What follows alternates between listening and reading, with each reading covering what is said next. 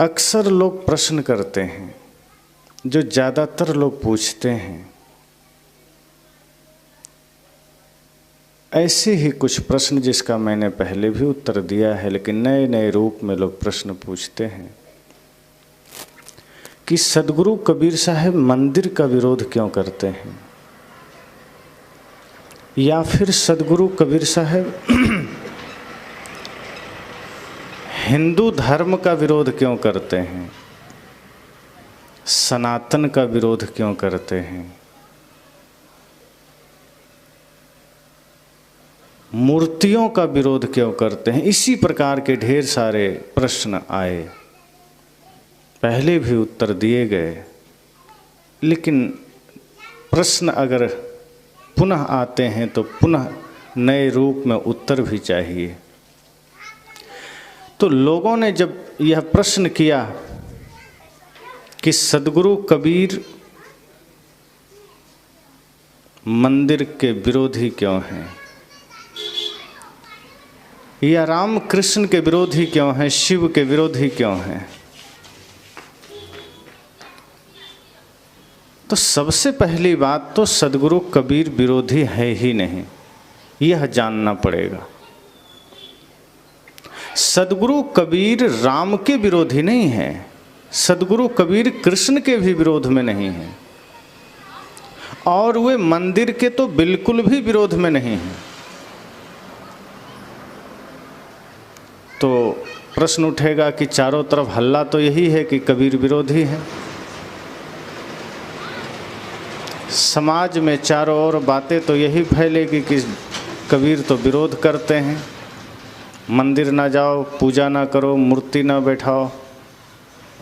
अब इसको हमें बारीकी से समझना है। सबसे पहले कि मूर्ति का विरोध या मंदिर का विरोध सदगुरु कबीर किस अर्थ में करते हैं।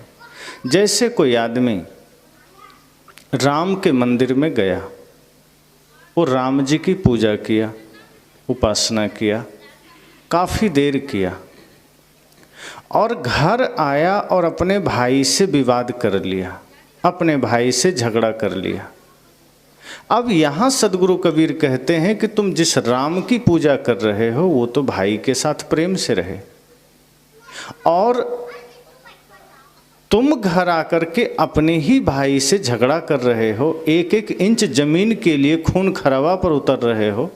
जिस राम की पूजा तुम कर रहे थे वे राम तो अपने भाई के लिए पूरी अयोध्या की गद्दी ही छोड़ दी थी, और तुम एक इंच जमीन छोड़ने को राजी नहीं हो। और इसके बाद भी अगर तुम राम की पूजा करते हो तब सदगुरु कबीर कहते हैं कि तुम्हारा ये पूजा पाखंड है, कि तुम्हारी ये पूजा फिर सच नहीं है, ये झूठ है। इस अर्थ में विरोध करते हैं। वे तो कहते हैं कि तुम्हें मंदिर ही क्यों जाना पड़ता है, तुम अपने ही घर को मंदिर क्यों नहीं बना लेते, तुम अपने ही घर में अपने ही भाई को राम क्यों नहीं समझ लेते, अपने ही माता पिता को कौशल्या दशरथ क्यों नहीं समझ लेते।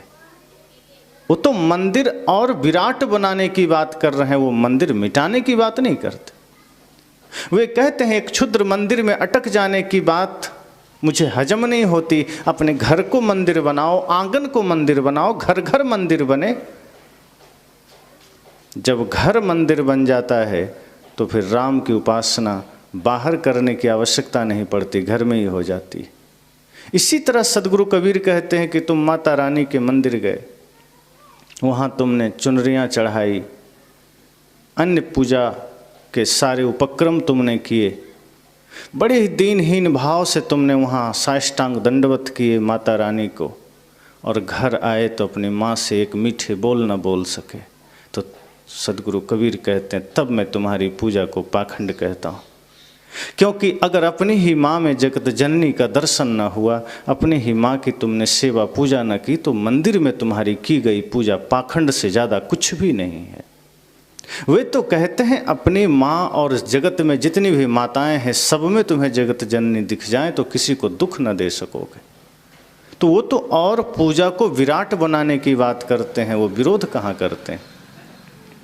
जब इस अर्थ में सदगुरु कबीर कहते हैं तो इसमें समझना हम लोगों को है कि वो मूर्ति का विरोध नहीं करते। सदगुरु कहते हैं तुम पत्थर की मूर्ति बना ली, उसमें सिर पटक रहे हो, और कोई जिंदा है उसे लाठी मार रहे हो। तो इसलिए सदगुरु कबीर कहते हैं मैं विरोध करता हूँ कि जिंदा कोई है उसकी पूजा करो, उसकी देखभाल करो, उसको भोजन दो, और ध्यान रहे पूजा का सही अर्थ सेवा होता है। जब हम किसी की सेवा करते हैं समझना हमने पूजा किया, किसी की हमने सेवा की, देखभाल की, वो पूजा ही है। सदगुरु कहते हैं अपने कर्म को पूजा बनाओ। ये मंदिर के छोटे छोटे द्वार तुम्हें देखने नहीं पड़ेंगे, फिर तुम देखोगे कि पूरा जगत मंदिर बन गया, ये पूरा समाज मंदिर बन गया। तो सदगुरु कबीर न मंदिर का विरोध करते हो, तो कहते हैं घर ही मंदिर बने, ये गांव ही, ये नगर ही, ये देश, ये दुनिया मंदिर बन जाए, क्या हर्ज है। लेकिन मंदिर के नाम पर जब पाखंड होता है तब सदगुरु कबीर कहते हैं कि ये गलत हो रहा है। सत्संग के नाम पर पाखंड हो, मंदिर के नाम पर, मस्जिद के नाम पर, गिरजाघर गुरुद्वारे के नाम पर पाखंड हो, तब सदगुरु कबीर कहते हैं कि तब मैं खड़ा होता हूँ कि ये तुम गलत कर रहे हो। धर्म की आड़ में अगर पाखंड का खेल चले तो सदगुरु कबीर कहते हैं मुझे स्वीकार नहीं। राम के नाम पर, कृष्ण के नाम पर, शिव के नाम पर अगर तुम पाखंड कर रहे हो ये मुझे स्वीकार नहीं। और इस अर्थ में सदगुरु कबीर मंदिर या मूर्ति का विरोध करते हैं कि तुम बाहर तो मंदिर बना लिए, और चालाकी क्या हुई। अब देखिए, घर को मंदिर ना बनाना पड़े इसके लिए बाहर मंदिर बनाया, गांव से बाहर, दूर कहीं या बीच में। अक्सर गांव के बाहर ही बड़े मंदिर मिलेंगे, अब तो गांव के बीच में भी मिलते हैं, लेकिन आदमी वो मंदिर बनाया और भगवान की स्थापना की, और उस मूर्ति में प्राण प्रतिष्ठा किसी और ने की। अब जो भगवान में भी प्राण फूंकने का सामर्थ्य रखता हो वो आदमी तो बड़ा शक्तिशाली होगा। सदगुरु कहते हैं ऐसे लोगों को बॉर्डर पर बिठा दो, कोई सैनिक मरे उसमें पुनः प्राण फूंक दे, प्राण प्रतिष्ठा कर दे, ताकि हमारी सेना को मरना ही ना पड़े। तो मंदिर हमने बाहर बनाया, भगवान को बिठाया, प्राण प्रतिष्ठा किया, ताले लगा दिए। अब ताले लगा दिए इसलिए ताकि भगवान मंदिर से बाहर ना आ जाए या भगवान के घर चोरी ना हो जाए, दो ही बात होगी। तो जिस भगवान को हम भगवान मान रहे हैं, करुणा निधान सर्वशक्तिमान मान रहे हैं, हमने वहाँ ताले लगा दिए, अर्थात भगवान हमारा मालिक ना रहा।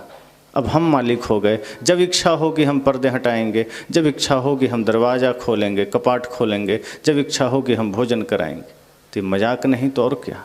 सदगुरु कहते हैं जब सब घट में वही परमात्मा बैठा है, जब कण कण कण की बात यहाँ कही जाती है इस देश में कि हर नगर, हर गांव, हर भूमि में परमात्मा है, जबकि सदगुरु कबीर कहते हैं कि नहीं, जीवित में जितने भी जीवित प्राणी हैं, जितने भी चींटी से लेकर हाथी, मनुष्य, सब में परमात्मा का निवास है। फिर अलग से मंदिर बना करके नाटक क्यों करना। कई बार मंदिर में आप पुजारी बन करके पूजा कर लेते हो, बाहर निकलते हैं पुजारी नहीं रहते हैं। मंदिर में भक्त बन करके पूजा कर लेते हैं, बाहर निकलते हैं भक्त नहीं रहते हैं। सदगुरु कबीर सिर्फ धर्म के नाम पर होने वाले इस पाखंड का विरोध करते हैं कि मंदिर में जिस भक्ति के साथ आप रहते हैं, मंदिर में जिस भाव से आप भगवान की उपासना करते हैं, वही घर में रखना, फिर समझना पूजा हो गई। और मंदिर में भगवान नहीं है, मंदिर में भगवान का प्रतीक है, भगवान का एक मूर्ति के रूप में समझना, उनका चित्र है, प्रतीक है, और कुछ नहीं। और वो प्रतीक, वो चित्र आपके जीवन के चरित्र को बदल सके तब तो वो असल है, तभी तो उसकी महत्ता है। तो सदगुरु कबीर न मंदिर का विरोधी हैं, न राम का विरोधी हैं। वो राम के नाम पर जो पाखंड हो रहा है, मंदिर के नाम पर जो पाखंड हो रहा है, उसका विरोधी हैं। और ऐसा नहीं है कि सिर्फ राम के नाम पर होने वाले पाखंड का विरोधी हैं, वे कहते हैं मेरे नाम पर भी अगर कोई पाखंड कर रहा है मैं उसका भी विरोधी हूँ। अगर मेरा मंदिर बना करके कोई वही लफड़ा फैला रहा है, वही काम कर रहा है, तो मैं उसका भी विरोधी हूँ। क्योंकि पूजा कर्म की होनी चाहिए। गुरु संत के प्रति आस्था है, ठीक है, सिर झुका लो, नमन कर लो, लेकिन बात तब बनेगी जब आपका कर्म बदलेगा, आपका विचार बदलेगा। तो सदगुरु कबीर के बारे में यह जानना है कि सदगुरु कबीर कभी भी हिंदू विरोधी नहीं है, सनातन विरोधी नहीं है, मंदिर विरोधी नहीं, मस्जिद विरोधी नहीं। वे सिर्फ कहते हैं कि जो चीज़ें इंसानियत के विरोध में खड़ी होगी, जो चीज़ें मानवता के विरोध में खड़ी होगी, मैं उसका विरोध करूँगा। जो चीज़ें इंसान को इंसान से बांटेगी, जो चीज़ें मानव को दानव बनाएगी, मैं उसका विरोध करूँगा। अगर इंसान इंसान ही बने, जहाँ भी जाओ अगर वहाँ इंसानियत की शिक्षा मिलती है, वहाँ मानव होने की शिक्षा मिलती है, मेरा कोई विरोध नहीं। मैं तो इसी पक्ष में हूँ कि लोग मानव बन सकें, इंसान बन सके। आज हर व्यक्ति के भीतर दानवता आ रही है और आज हर व्यक्ति के भीतर हैवानियत आ रही है।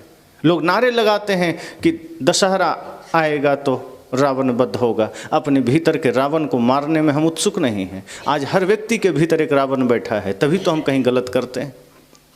सदगुरु कहते हैं ये राम की पूजा, ये कृष्ण की पूजा छोड़ो, पहले अपने भीतर देखो कि रावण बैठा है कि नहीं। अपने चरित्र को देखो, अपने विचारों को देखो कि तुम सबके भीतर वो आसुरी प्रवृत्ति है या नहीं। तुम मंदिर में खड़े हो और तुम्हारे भीतर खुद रावण बैठा है। तुम मंदिर की यात्रा में हो और तुम्हारे भीतर खुद वो आसुरी प्रवृत्तियां बैठी है। पहले उसका नाश करो। अगर उसका नाश तुमने किया तो तुम पाओगे कि तुम्हारा देह ही मंदिर बना और तुम्हारे भीतर रहने वाली आत्मा अर्थात तुम स्वयं राम बने। फिर क्या चिंता। तो सदगुरु कबीर विरोध तो सिर्फ बुराइयों के करते हैं। सदगुरु कबीर विरोध सिर्फ गलतियों का करते हैं, सिर्फ पाखंड का करते हैं, अंधविश्वास का करते हैं, छुआछूत का करते हैं। वे कहते हैं मंदिर जाकर के तुम धर्मात्मा बने और घर आए, लोगों के बीच गए तो दुष्टात्मा बने। मैं इस दो व्यवहार का विरोधी हूँ।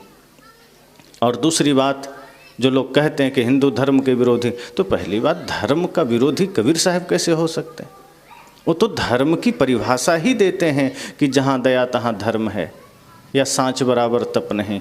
वे तो कहते हैं जहाँ इंसानियत है, प्रेम है, वो धर्म है। तो हिंदू एक संप्रदाय है, मत मजहब है, लेकिन फिर भी सच्चा हिंदू कौन है।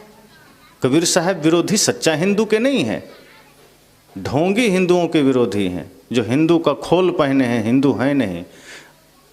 अभी चर्चा होती है ना कि इस देश में 120 करोड़ के आसपास हिंदू हैं। आप जरा 1 लाख दिखा दो, कौन हिंदू, किसके खान पान ठीक हैं। अगर कोई शुद्ध शाकाहारी है, वैष्णव है, भाई से प्रेम रखता है, माता पिता में श्रद्धा रखता है, सच बोलता है, जगत कल्याण के लिए जीता है, इसे ही हिंदू आप कह सकते हैं और वही हिंदू है। इसके अलावा कोई हिंदू नहीं। अब ऐसे लोगों की संख्या कितनी है। अपने ही गांव में देखना कि जो सत्य मार्ग पर चलता हो, नशा दुर्व्यसन से दूर हो, भाई से प्रेम रखता हो, माता पिता में श्रद्धा, गुरु में श्रद्धा, राष्ट्र में श्रद्धा और सदैव न्याय मार्ग पर चलता हो, सदैव जगत कल्याण का भाव रखता हो, जो यह भाव लेकर चल रहा है, वही हिंदू हो सकता है। और ये हमारे ऋषियों ने कहा, सर्वे भवन्तु सुखिनः, कि जो जिसके हृदय में यह भाव आ गया वो हिंदू हो गया। अब ऐसे हिंदू कितने, तो हिंदू तो है नहीं। झूठे हम चिल्लाते हैं कि हिंदू धर्म खतरे में। अब हिंदू धर्म खतरे में कौन कर रहा है, मुसलमान कर रहे हैं। हिंदू धर्म खतरे में हिंदुओं के वजह से है। सनातन धर्म खतरा, सनातन धर्म पर कोई बाहर का खतरा नहीं है। सदगुरु कबीर सनातन विरोधी नहीं है। पहले हम सनातन का अर्थ ही नहीं जानते और हम सनातनी बन गए, हिंदू बन गए। तो पहले हिंदू तो बन सके, हम सनातनी तो बने, पता चल जाएगा खतरा कहाँ से है। सनातन का अर्थ ही होता है जो शाश्वत है, जो मिट नहीं सकता। फिर खतरा कैसे आ गया उस पर। शाश्वत कभी मिटेगा क्या। जैसे सूरज शाश्वत है, कोई मिटा पाएगा, जो मिटाने जाएगा वही मिट जाएगा। ये आकाश शाश्वत है, ये धरती शाश्वत है, और सबसे बड़ी बात, हम सब के भीतर बैठी हुई आत्मा शाश्वत है, ये मिटेगी। कृष्ण तो कहते हैं नैनन छिंदन्ति शस्त्राणि नैनन दहति पावका न चैनम कलेद्यन्त्यापो न शोष्यति मारुता, कि आत्मा को शस्त्र नहीं काट सकते, हवा, अग्नि, पानी, कुछ भी उसको कुछ नहीं कर सकता। यह अखंड है, अविनाशी है। फिर शाश्वत सनातन मिटेगा कैसे? एक आदमी ने कहा कि मैं सनातन के लिए लड़ रहा हूँ। मैं कहा क्यों, सनातन में लड़ क्यों रहे हो? कहा सनातन खतरे में है। मैं कहा कहाँ? कहा लोग हमला कर रहे हैं। मैं कहा आपके हृदय में सनातन है? सबसे पहले यह सोचो कि क्या आप सनातनी बन पाए? सनातन हमारे हृदय में उतरा नहीं, हमारे आचरण में उतरा नहीं, और हम सोचते हैं कोई दूसरा खतरा बन रहा है। सनातन या हिंदू धर्म के खतरे हमसे हैं, किसी दूसरे से नहीं हैं। आज हमारे हृदय में न सत्य है, न क्षमा है, न भक्ति है, न सेवा है, न अहिंसा है, तो सनातन कहाँ है? यही सनातन होने का लक्षण है कि जिसके हृदय में अहिंसा है, जिसके हृदय में प्रेम है, जिसके हृदय में राष्ट्रभक्ति है, माता पिता गुरु की भक्ति है, वो सनातनी है। और ये हृदय में नहीं है तो सनातनी ही नहीं है। तो सनातन का तो हमने बेड़ा गर्क किया, दूसरे ने तो नहीं किया। सनातन को खतरा हमसे है, हमने उसे धारण नहीं किया तो सनातन मिटता जा रहा है। जैसे लोग कहते हैं ना इंसानियत मिट रही है, मानवता मिट रही है, तो कहाँ मिट रही है? आदमी दानव बन रहा है तो मानवता मिट रही है। मानवता कोई अलग से थोड़े चीज रखी है जो मिट रही है। इंसान इंसान ना रहा तो इंसानियत मिट रही है, आदमी आदमी ना रहा तो आदमियत मिट रही है। यही तो बात है सनातन के लिए कि सनातन के लक्षण हमारे जीवन में ना रहे, सनातन मिट रहा है। हम अपने आचरण से हीन हो रहे हैं, सनातन मिट रहा है। सनातन को अगर जागृत रखना है, अर्थात सनातन शब्द जब भी आता है आप समझ लें वहाँ सत्य है, अहिंसा है, प्रेम है, करुणा है, उसका स्वरूप यही। यह जगत में जो कुछ भी आप देखते हैं ये भी सत्य है, आप भी सत्य हैं, अर्थात आत्मा सत्य है। तो आत्मा को भी हम सनातन कहते हैं और मूल में इसी को सनातन कहा गया। और आत्मा का स्वरूप क्या है? जैसे सूरज है तो उसका स्वरूप है उष्णता, आग, गर्मी, जलाना, उसका ये स्वभाव है। इसी तरह वायु है, हवा है, तो हवा का स्वभाव है कोमलता, प्राणवायु, लोगों को जीवन देना। और जल का है शीतलता, जल का स्वभाव शीतल है। किसी भी अवस्था में आप देख लें, जल को आप गर्म भी कर दीजिए वो शीतल ही रहता है, उसका मूल स्वभाव कभी मिटता नहीं है। जैसे जल को आप 100 डिग्री तापमान पर गर्म कर दीजिए तो स्पर्श करने पर तो लगेगा कि ये गर्म है, हाथ जल जाएगा, लेकिन उसके भीतर विद्यमान जो शीतलता है वो मिटती नहीं है। और इसका प्रमाण यह है कि कहीं आग लगी हो और खौलता हुआ उबलता हुआ पानी डाल दीजिए तो भी आग बुझ जाएगी, क्योंकि आग पानी से बुझता है और पानी में शीतलता मौजूद है, भले ही हम छूने से गर्मी महसूस करें। इसी तरह आत्मा का स्वभाव सत्य है, अहिंसा है, प्रेम है, करुणा है, और ये जिसमें है वो सनातनी है। तो सनातन आत्मा है जिसमें प्रेम है, सत्य है, अहिंसा है, वो सनातनी। अब सोचिए कौन सनातनी और कौन खत्म कर रहा है सनातन को? तो सदगुरु कबीर विरोधी नहीं है, सदगुरु कबीर सनातन के सच्चे सिपाही हैं। वो तो चाहते हैं कि सबके हृदय में सनातन जागृत हो जाए। वे तो चाहते हैं सभी भक्ति के मार्ग में चलें, अर्थात सनातनी बने, सभी प्रेम के मार्ग में चलें, अर्थात सनातनी बने। वो कहाँ कह रहे हैं कि तुम रावण बन जाओ। सनातन विरोधी तो वो तब होते जब कहते नहीं नहीं तुम लोग धर्म छोड़ दो, पाप करो, तुम माता पिता को लात मारो। ऐसा कहे क्या? कबीर साहब ने कहीं कहा मांस मछली खाओ, भाई से झगड़ा करो। इसका मतलब है कि वो सनातन के विरोधी नहीं है। उन्होंने कहीं नहीं कहा कि भाई से जितना हो सके रोज झगड़ा करो। सास बहू में झगड़े का समर्थन तो नहीं करते कि पति पत्नी में रोज झगड़ा करो, और हो रहे हैं। तो जो झगड़े हो रहे हैं उसका कारण सदगुरु कबीर नहीं है, वो तो रोकना चाहते हैं। वो तो कहते हैं झगड़ा हो ही नहीं, प्रेम बना रहे जीवन में। और जो कुरीतियां आ गई है, जो